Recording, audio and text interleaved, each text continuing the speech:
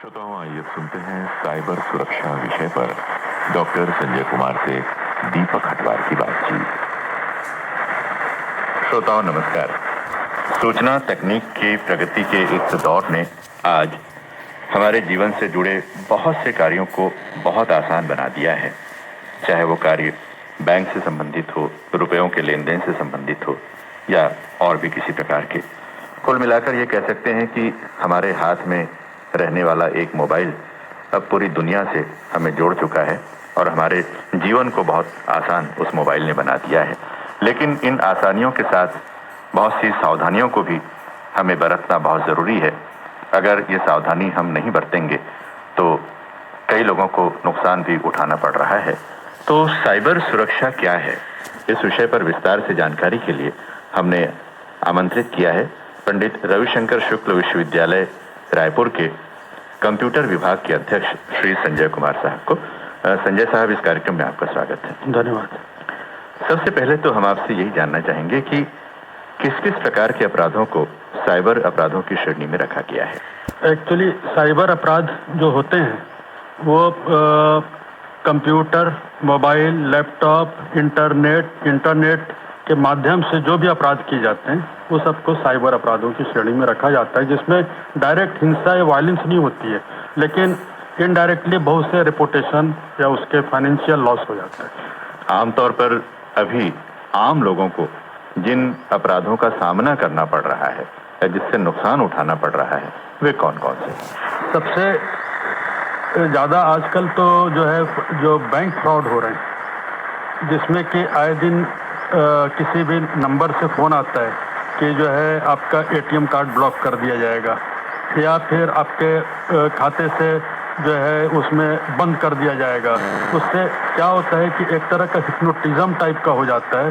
ज़्यादा से ज़्यादा काफ़ी अच्छे जो जागरूक किस्म के लोग होते हैं वो भी उस ट्रैप में शिकार हो जाते हैं। तो अपने को थोड़ा सा आत्मनियंत्रण, अनुशासन बरतना होगा और किसी प्रकार से उस जाल में अपने को फंसने से बचाना होगा। तो किसी भी अनचाहे फ़ोन को आप कभी भी रिस्पॉन्ड न करें। कई बार अपने पास मैलिशियस लिंक आते हैं। मैलिशियस लिंक मतलब आपका अकाउंट क्लोज किया जा रहा है या 24 घंटे में क्लोज कर दिया जाएगा, इसलिए आप निम्नलिखित लिंक पे प्रेस करिए, कुछ डिटेल भरिए।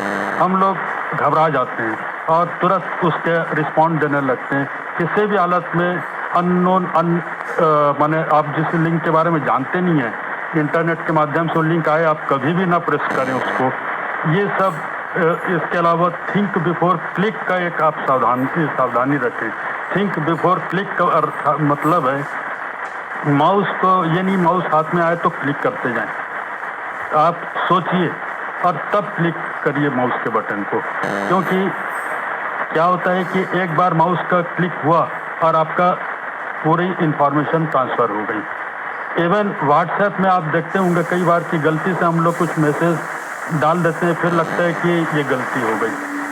चलिए, व्हाट्सएप में कभी आप अनडिलीट कर भी सकते हैं, लेकिन ईमेल में अगर आपने सेंड कर दिया तो वह अनडिलीट नहीं हो सकता। अगर कोई सेंसिटिव मैसेज आप भेजने जा रहे हैं तो आप एक अच्छा होगा छोटा सा ब्रेक ले लें, माने कुर्सी छोड़ दें, थोड़ा सा घूम के आ जाएं, पुनर्विचार कर लें, तब आप क्लिक करें। तो कई सारी इस प्रकार की सावधानियां हैं जो कि बताई जा सकती हैं आपको। अगर आप जैसे कि साइबर कैफ़े में जा रहे हैं तो वहाँ पर आप फाइनेंशियल ट्रांजैक्शन करने से बचें। इवन पब्लिक वाईफाई से भी, पब्लिक वाईफाई मतलब रेलवे स्टेशन, एयरपोर्ट से भी वाईफाई से आप फाइनेंशियल ट्रांजैक्शन, जिसमें कि आपका एटीएम कार्ड, पिन वगैरह डालना पड़ता है, उसको अवॉइड करें। अपने प्राइवेट नेटवर्क से ही, मोबाइल से या अपने लैपटॉप से आप इस तरह का पेमेंट करें। तो इस तरह के बहुत सारी सावधानियां हैं जो कि हम लोग को बरतनी चाहिए। आपका एटीएम कार्ड एटीएम कार्ड से बहुत सारे फ्रॉड हो जाते हैं। तो एटीएम कार्ड, ये आदत होती है कि हम लोग मॉल या दुकान में गए, पेट्रोल पंप में गए, दे देते हैं एटीएम कार्ड। इससे भी अपने को बचना चाहिए। एटीएम कार्ड की क्लोनिंग हो सकती है, कोई बिना देखे उसका एक क्लोन उसी प्रकार का बना सकता है, जिसमें कि सब सीवीवी नंबर, उसके सब नंबर उसमें दर्ज हो जाएंगे। तो बहुत सी सावधानियां हम लोग को बरतने की आवश्यकता है। कुमार साहब, ये तो हो गई आर्थिक नुकसान से बचने वाली बात। एक और चीज जो देखी जाती है कि कुछ लोग भ्रामक प्रचार करते हैं सोशल मीडिया में। कोई खबर ऐसी डाल देते हैं जिससे कि समाज का माहौल खराब हो, तो क्या इसे भी साइबर अपराध की श्रेणी में रखा जा सकता है? अगर आप किसी ऑलरेडी फॉरवर्डेड मैसेज को आप फॉरवर्ड कर रहे हैं केवल अपने ग्रुप में, अपने पहचान के लोगों को, इसका मतलब आप उस मैसेज के रिस्पॉन्सिबल हो गए। किसी भी इस तरह के मैसेज को, आजकल के ज़माने में सेंसिटिव मैसेजेस आते जाते रहते हैं, तो आप इस तरह के मैसेज से अपने को बचाइए और आप अपनी रिस्पॉन्सिबिलिटी कभी मत लीजिए इस प्रकार के मैसेजेस को फॉरवर्ड करके।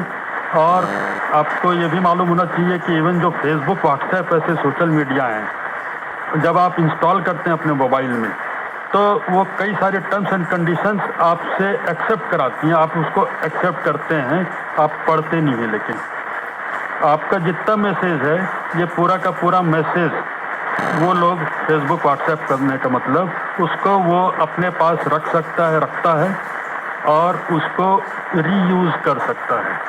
तो मैसेजेस के प्रचार प्रसार में भी आप सावधानी बरतें। बच्चों के हाथ में अगर आप इस तरह के लैपटॉप, मोबाइल वगैरह दे रहे हैं, तो आप थोड़ा सा ध्यान रखिए। कई सारे एप्लीकेशंस आते हैं, सेफ फैमिली वगैरह, तो वो आप इंस्टॉल करें। यूट्यूब फॉर किड्स एक आता है जिसमें कि पेरेंटल कंट्रोल रहते हैं। माने आप अपने बच्चों को लॉगिन पासवर्ड बताएंगे, बच्चा उसी लॉगिन आईडी से पासवर्ड से लॉगिन होगा और उसके बाद से वो कितनी देर के लिए करना है, कब से कब तक करना है, ये सब पेरेंट के हाथ में रहेगा। तो इस तरह के आपको जागरूकता, अवेयरनेस रहनी जरूरी है। कुमार साहब, हर चीज़ के लिए आज की तारीख में एक पासवर्ड होता है।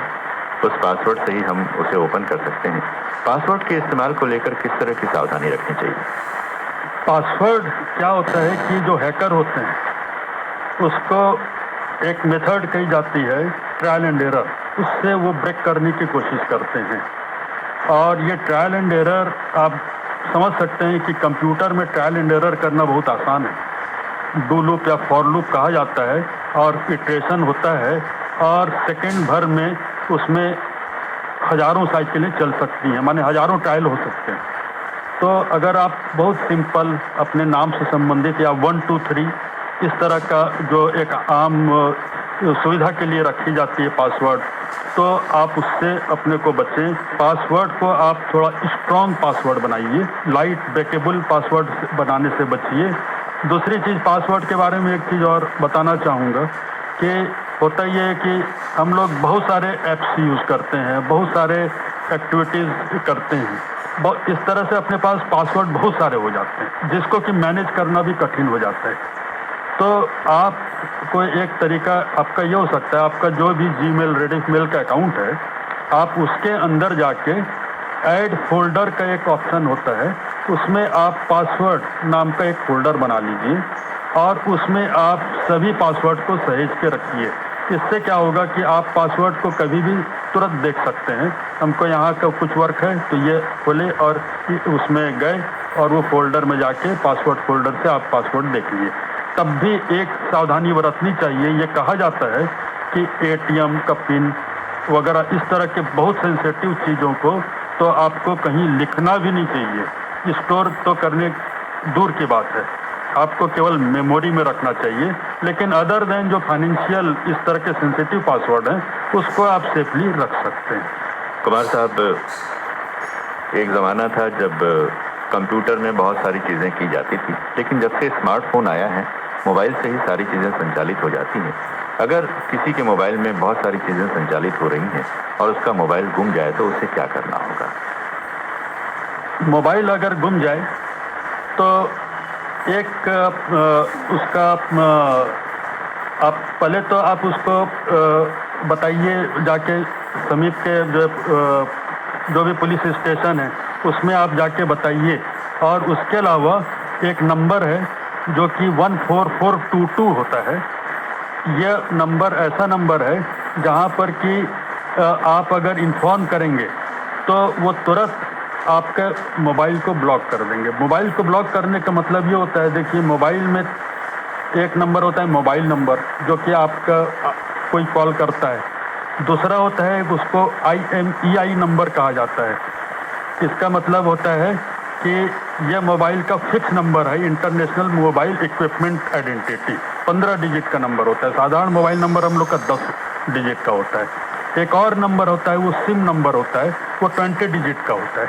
तो अगर आप ये जितने मोबाइल फ़ोन्स हैं सबका डाटाबेस C मेंटेन करती है CEIR नाम के एक डाटाबेस में।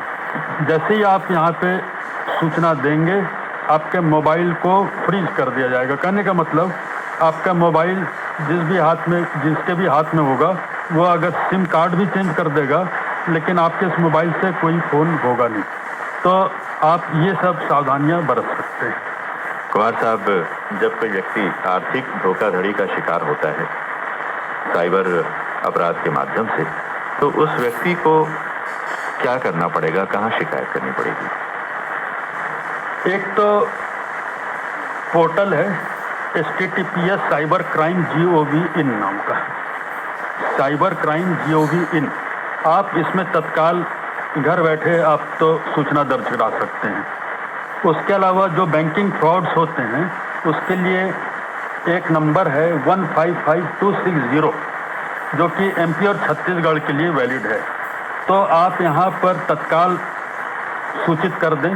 इसके अलावा ऑफकोर्स अगर आपका बैंक से कोई धोखाधड़ी का इस तरह की बात हुई है तो निश्चित रूप से आप उस बैंक में वहाँ के पुलिस स्टेशन में भी सूचना दें। कुमार साहब, मोबाइल में एप्लीकेशन इंस्टॉल करते समय किन किन बातों की सावधानी रखनी चाहिए? देखिए, मोबाइल में एप्लीकेशंस इंस्टॉल करने के समय एक चीज़ का ध्यान रखें कि वो गूगल प्ले स्टोर से हो, क्योंकि कई सारे एप्लीकेशंस होते हैं जो कि हो सकता है कि वो हानिकारक भी हों या हो सकता है कि यूजलेस टाइप के ही हों, इनइफेक्टिव हों। तो गूगल प्ले स्टोर क्या करता है कि वो हर एप्लीकेशन को पहले खुद टेस्ट करता है कि वो एप्लीकेशन पूरी तरह से सुरक्षित और यूज़फुल है कि नहीं, तभी वह परमिशन देता है। इसीलिए आपको कोई भी एप्लीकेशन मोबाइल में इंस्टॉल करना हो तो गूगल प्ले स्टोर के थ्रू ही करें। कुमार साहब, जब किसी का मोबाइल खो जाता है तो उस व्यक्ति का सबसे बड़ा जो नुकसान जिसे वो महसूस करता है वो ये होता है कि सारे कॉन्टैक्ट नंबर उसके खो जाते हैं। तो ऐसी स्थिति में मोबाइल में जो कॉन्टैक्ट नंबर होते हैं उसे लेकर किस तरह की सावधानी रखें कि मोबाइल के गुम हो जाने पर भी उसका नुकसान ना हो? आप उसको अपने जीमेल अकाउंट से सिंक्रोनाइज कर सकते हैं क्योंकि देखिए, मोबाइल गुम होना तो मोबाइल आपके जितने भी एक है फाइनेंशियल लॉस वो तो हुआ ही, लेकिन उससे भी बड़ा लॉस है उसमें जो डाटा है। कहने का मतलब सबसे बड़ी चीज़ कि उसमें जो कॉन्टैक्ट्स हैं वो कॉन्टैक्ट कैसे रिकवर होंगे। तो एक ऑप्शन होता है, वो ये होता है कि आप उसमें सेटिंग में जाके उसको जीमेल से आप सिंक्रोनाइज कर सकते हैं। इससे क्या होगा कि आपका पूरा का पूरा जो कॉन्टैक्ट है वो पूरा का पूरा एक आपके और उसमें गूगल ड्राइव में सेव होता चला जाएगा। और अच्छा होगा कि आप कम से कम साल में एक बार पूरा का पूरा कॉन्टैक्ट को प्रिंट आउट भी लेके अपनी फाइल में रख लें। कुमार साहब, ऑनलाइन रुपए ट्रांसफ़र करते समय किन बातों का ध्यान रखना चाहिए? देखिए, उसमें ऑनलाइन अगर आप ट्रांसफ़र कर रहे हैं तो आपने देखा होगा, पता नहीं आपने गौर किया कि नहीं, एक वर्चुअल कीबोर्ड भी आता है। ऑनलाइन SBI आप करते हैं, वर्चुअल कीबोर्ड आता है। वर्चुअल कीबोर्ड के सहायता से अगर आप पिन या कुछ पासवर्ड अगर टाइप कर रहे हैं तो उसमें की लॉगिंग नहीं हो सकती। की लॉगिंग का अर्थ होता है आपने जो भी बटन प्रेस किया वह बटन कहीं ना कहीं रिकॉर्ड हो गया। कुमार साहब, और कोई महत्वपूर्ण बात जो हमारे श्रोताओं को आप बताना चाहेंगे जो इस बातचीत के दौरान छूट गई हो? क्या होता है कि इंफॉर्मेशन हाईवे कहा जाता है, जिस तरह से कि जो है ये ट्रैफिक अपना चलता है, रोड होती है, उसी तरह से इंफॉर्मेशन हाईवे जिस पर कि इंटरनेट ट्रैफिक चलता है। जैसे कि हम लोग रोड पर चलते हुए हेलमेट लगाना है या सीट बेल्ट बांधना है, इस प्रकार की हम लोगों को सावधानियां बरतनी चाहिए, लेकिन कहीं ना कहीं हम लोग मिस कर जाते हैं। उसी प्रकार से जो इंटरनेट है, इंफॉर्मेशन सुपर हाईवे है, उस पर भी हम लोगों को कई सारी सावधानियां बरतने की आवश्यकता होती है। जो कि हम लोग कहीं ना कहीं मिस कर जाते हैं। उसके अलावा एक और चीज़ कहना चाहूँगा, कहीं रोड पर एक्सीडेंट होता है, सोचते हैं कि उसके साथ हुआ है, हमारे साथ तो नहीं हुआ है, देखा जाएगा कि टेंडेंसी नहीं अपनानी चाहिए, क्योंकि जब हम लोग देखने की बारी आती है तब तक बहुत देर हो चुका रहता है और उसको ठीक करना बहुत कठिन हो जाता है। तो prevention is better than cure के आधार पर आप पहले ही सब सावधानियां उसकी बरतें। श्री संजय कुमार साहब, आज आपने साइबर सुरक्षा के बारे में हमारे श्रोताओं को बहुत विस्तार से जानकारी दी। हम आशा करते हैं कि इन बातों पर अमल करते हुए सभी लोग अपनी सुरक्षा का ध्यान रखेंगे। इस बातचीत के लिए आपको बहुत बहुत धन्यवाद। धन्यवाद। साइबर सुरक्षा विषय पर डॉक्टर संजय कुमार से दीपक हटवाल की बातचीत अभी आप सुन रहे थे।